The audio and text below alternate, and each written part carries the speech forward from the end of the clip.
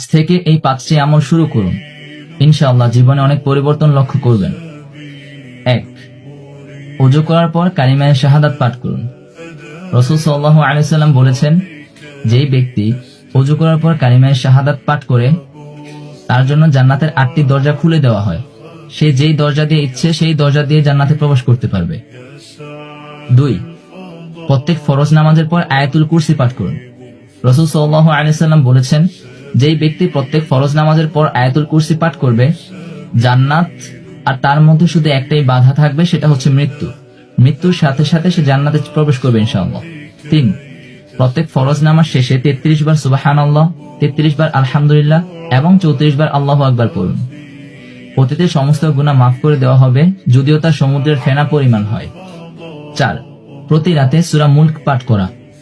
রাসূল সাল্লাল্লাহু আলাইহি ওয়াসাল্লাম ইরশাদ করেন, সূরা মুলক তেলাওয়াতকারীকে কবরের আযাব থেকে রক্ষা করবে। 5. রাসূল সাল্লাল্লাহু আলাইহি ওয়াসাল্লাম বলেছেন, তোমরা যখন ঘুমানোর উদ্দেশ্যে বিছানায় যাবে তখন 33 বার সুবহানাল্লাহ, 33 বার আলহামদুলিল্লাহ, 33 বার আল্লাহু আকবার পড়বে। এটা খাদিম অপেক্ষা অনেক উত্তম।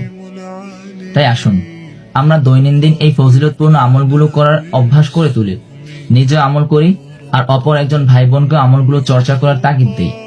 তাই এই ভিডিওটা আপনার পরিচিত প্রত্যেকটা ভাই বোনকে পাঠিয়ে দিন।